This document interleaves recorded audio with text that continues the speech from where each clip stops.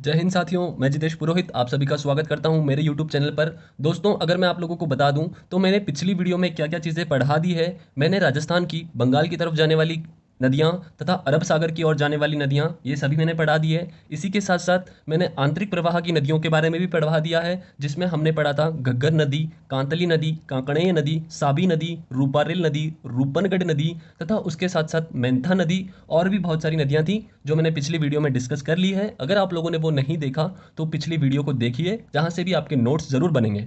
आज हम बात करने वाले हैं राजस्थान की झीलें। राजस्थान की झीलें।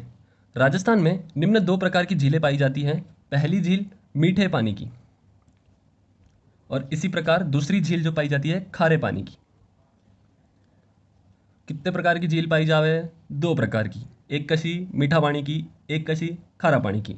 अब हम आगे बढ़ते हैं इसमें। आज हम शुरुआत करने वाले हैं मीठे पानी की झीलों के बारे में। 8-10 झीलें हैं, मैं अच्छे से आप लोगों को पढ़ा दूंगा। आप लोग अगर नए जुड़ रहे हो मेरे साथ तो चैनल को सब्सक्राइब कर लीजिए, बेल आइकन को ऑन कर लीजिए, जितना हो सके उतना अपने दोस्तों में शेयर करिए।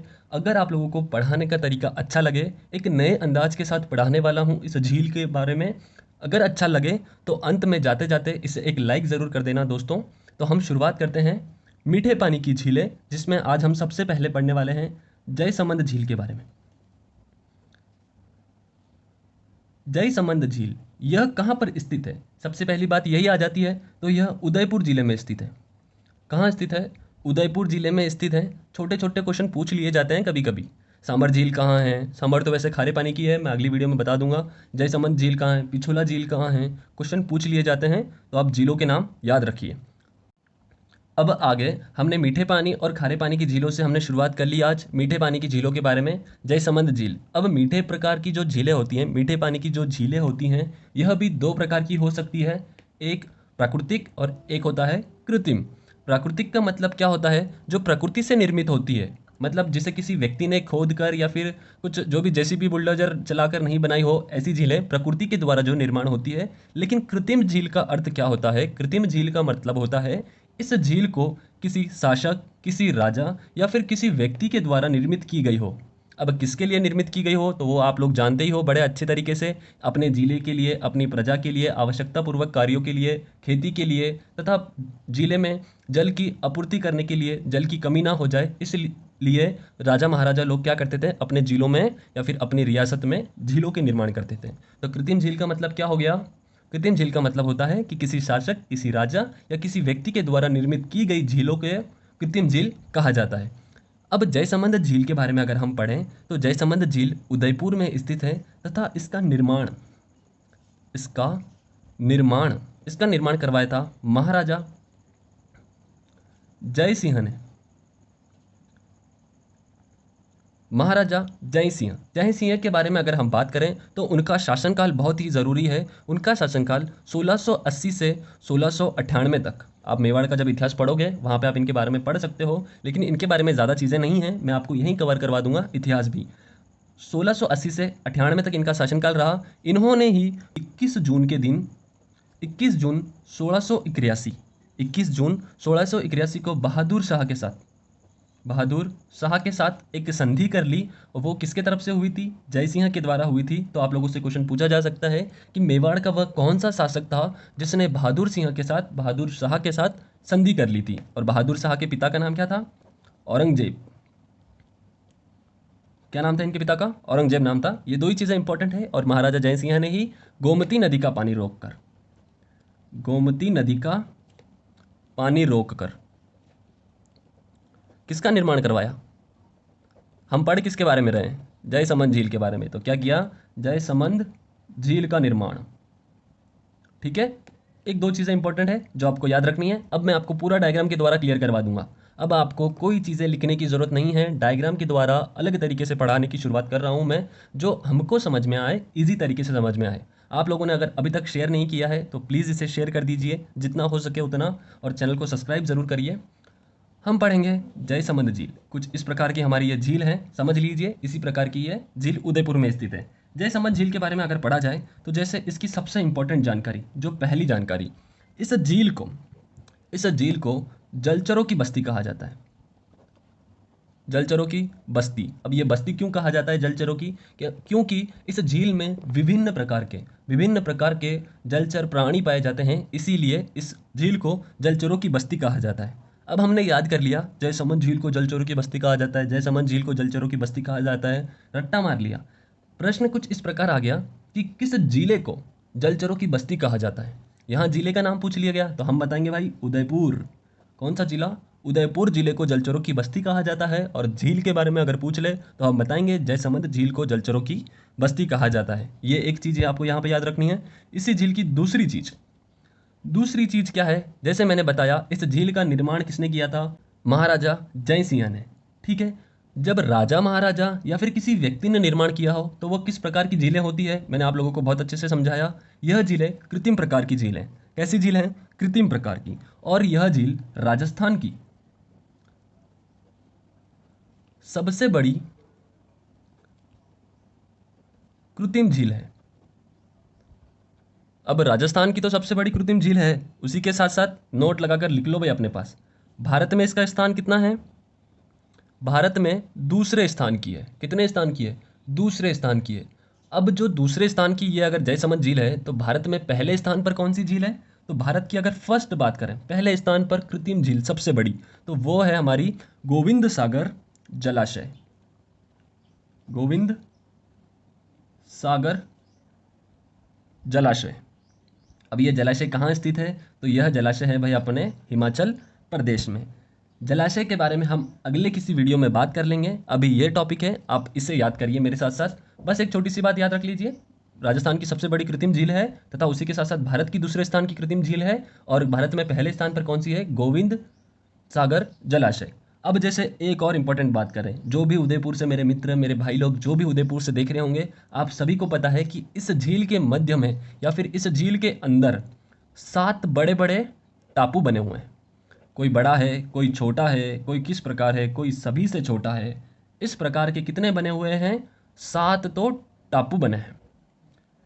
टापू मतलब लैंड, आइलैंड जिसे कहते हैं, जो बीच समुद्र के अंदर कोई जगह होती है या फिर कोई पहाड़ी होती है तो उसे आइलैंड कहा जाता है। इस प्रकार के टापू बने हुए हैं इस पे। अब इन टापू में था क्या गुरुजी 7 का 7 नाम याद करा कहीं? तो 7 नाम याद मत करो, 3 नाम याद कर लो बस। 3 नाम में एक नाम तो इतना इंपॉर्टेंट है जो एग्जाम में पूछा भी जा चुका है। कौन सा है मैं बता रहा हूँ, जल्दबाजी मत करो। ये चीज़ें लिख ली, समझ में आ गई, यहाँ से यहाँ तक की चीज़ें समझ में आ गई। अब हम बात करते हैं 7 टापुओं के बारे में, जिसमें सबसे छोटा टापू ये दिख रहा है आपको, सबसे छोटा टापू। इस टापू का नाम क्या है? इस टापू का नाम है प्यारी। क्या नाम है भाई सबसे छोटे का? प्यारी। अब सबसे छोटा जान लिया, सबसे बड़ा भी जान लो। सबसे बड़े का टापू का नाम है बाबा का भागड़ा। क्या नाम है भाई सबसे बड़े का? बाबा का भागड़ा इसका नाम है। अब उसी के साथ छोटा बड़ा हो गया, मैंने आपको 3 नाम कहे। छोटे का नाम हमें याद रखना है प्यारी, बड़े का नाम याद रखना है बाबा का भागड़ा। या आश्रम बापू को ना बाबा याद रहा जो ठीक हो, ना तो नाम याद रख लो, बाबा आश्रम बापू, बाबा रामदेव, आसान को ना बाबा का भागड़ा। उसके बाद यहाँ पर एक टापू ऐसा है जिसका नाम है बाबा का मगरा। बाबा का मगरा। अब ये नाम क्यों याद रखना है? अब बाबा का मगरा क्यों याद रखना है? तो बाबा के मगरा टापू पर ही एक होटल बनी हुई है। क्या बनी हुई है? होटल। उस होटल का नाम की है, तो वो होटल का नाम है भाई आइलैंड रिसोर्ट। Island resort. जाओ कभी तो जाया जो आइलैंड रिसोर्ट पे, देखिए जो घूमिया जो। और तो क्या करा भाई, लॉकडाउन चल रहे हो, खुल भी जा तो जाया जो एक आधी बार, ठीक है ना। आइलैंड रिसोर्ट पे जाना जो बता दीजिए, फोटो वोटो ना जो, सेल्फी वेल्फी की जो वोटो। सबसे छोटा टापू याद करिए मेरे साथ साथ, सबसे छोटा प्यारी, सबसे बड़ा बाबा का भागड़ा। उसके बाद एक हमें ऐसा याद रखना है जिस पर होटल बनी हुई है, होटल का नाम आइलैंड रिसोर्ट, तथा उस टापू का नाम बाबा का मगरा। मगरा और भागड़ा आपको याद रखना है। उसके बाद अगर हम बात करें इस झील के बारे में, तो इस झील का जो क्षेत्रफल है भाई, ये जो क्षेत्रफल है इस झील का, ये कितना है? क्षेत्रफल मैं यहाँ लिख रहा हूँ, आप लोग इसे अपने तरीके से अच्छे से नोट करते चलिए। क्षेत्रफल है इसका 55 वर्ग किलोमीटर। कितना है? 55 वर्ग किलोमीटर का ये क्षेत्रफल है। और अगर आपको कभी इस नदी का अनुपात पूछ लिया जाए, जैसे अगर आप लोगों ने सांबर नदी पढ़ रखी है, सांबर झील अगर आप लोगों ने पढ़ रखी है तो कमेंट करो सांबर झील का अनुपात कितना है। आरएस के पेपर में एक बार पूछ लिया जा चुका है अनुपात, तो आप लोग मुझे बताओ इस झील का अनुपात कितना है सांबर झील का। और अगर इस झील के बारे में बात करें तो इस झील का जो अनुपात आ जाता है यह 15 किलोमीटर तो लंबी है और 8 किलोमीटर ही चौड़ी है। कितनी? 15 किलोमीटर लंबी है और 8 किलोमीटर ही यह नदी कैसी है? चौड़ी है। उसके बाद में क्या क्या जानकारी हमें इसके रिलेटेड रखनी है? तो जैसे कि इस झील के पास, यह कितनी बात होगी? चौथी बात। पहली, दूसरी, तीसरी, चौथी बात। चौथी बात क्या याद रखनी है हमें कि इस झील के पास में रूठी रानी का एक शब्द लिख रहा हूं, बस इसी शब्द से प्रश्न चेंज हो जाएगा। रूठी रानी का चित्रित महल है। क्या है भाई? चित्रित महल। अब रूठी रानी के बारे में पूछा जाता है आप लोगों से कि रूठी रानी का महल कहाँ स्थित है, तो हम लोग पहला महल तो लगाते हैं तारागढ़, जो कहाँ है? अजमेर में। कौन सी रानी रही थी यहाँ पर? रूठी रानी का नाम बताओ। रानी उमादे। रानी उमादे। संबंध अगर इन सभी का आप लोगों को पता है, रानी उमादे से रिलेटेड जानकारी अगर आप लोगों को पता है तो कमेंट करते चलिए। कुछ जानकारी है जो मैं आप लोगों को बता देना चाहता हूँ। यह राजकुमारी थी, राजकुमारी कटाकी ही या जैसलमेर की? जैसलमेर के लूणकरण सिंह भाटी की यह पुत्री थी। ये लूणकरण सिंह वही लूणकरण सिंह हैं जिनके शासनकाल में अर्धशाखा हुआ था। और आप लोग कमेंट करोगे कि अर्धशाखा कब हुआ था? कमेंट करते चलो, शेयर करते चलो। इनका विवाह, भाई वर्सेस मतलब विवाह संबंध, विवाह संबंध हमारे जोधपुर के राजा राठौड़ वंश के राजा मालदेव के साथ हुआ था। मालदेव के साथ कब हुआ आप लोगों को पता है तो लिखते चलो। वैसे कोई ज़रूरी वाली बात, इतनी खास बात तो नहीं है कब हुआ उसे याद रखना, लेकिन उससे पहले मालदेव ने एक युद्ध किया था, हीरावाड़ी का युद्ध। उमादे के बारे में अगर हम बात करें आगे तो उमादे की जानकारी मिलती है रूठी रानी चरित्र या फिर उमादे चरित्र। ये दोनों चरित्र किसने लिखे हैं? तो ये दोनों चरित्र केसरी सिंह बारठ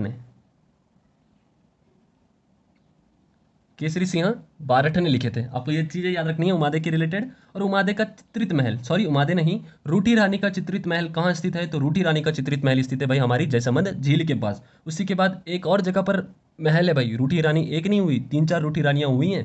तो रूठी रानी का एक और महल है भीलवाड़ा में। अब वो भीलवाड़ा वाली रूठी रानी का नाम आप लोग मुझे बताओगे। मैं भी तो देखूँ आप लोग शेयर क्यों नहीं करते भाई। आप लोगों को अगर जानकारी पता है तो बताओ, रूठी रानी का, जो भीलवाड़ा वाली रूठी रानी है उनका नाम क्या है? मज़ा आएगा पढ़ने में जब जानकारी खुद भी इकट्ठा करोगे। पता है बता दूंगा, अगली वीडियो में आप पूछ सकते हो मेरे से, मैं आप लोगों को बता दूंगा। अगर आपको पता है तो कमेंट करो मेरे साथ साथ। अब इसके बाद आगे की बात, इस झील में कौन सी नदियों का पानी आकर गिरता है? तो इस झील में गोमती नदी आती है। कौन सी नदी? गोमती नदी। और एक नदी आती है बागरी नदी। एक नदी कौन सी आती है? बागरी नदी। एक आती है झावरी नदी। गोमती, बागरी, झावरी, ये 3 चीज़ आपको याद रखनी है। उसके बाद एक और महत्वपूर्ण चीज़ जो आपको याद रखनी है, इस झील से 2 नहरें निकाली गई हैं।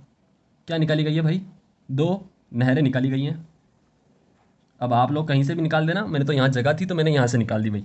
2 नहरें निकाली गई है। 2 नहरें कब निकाली गई है? ये चीज़ जानकारी इंपॉर्टेंट है। ये निकाली थी 1950 में। कब निकाली थी? 1950। दोनों नहरों को नाम ही याद कर लो। एक का नाम है श्यामपुर नहर,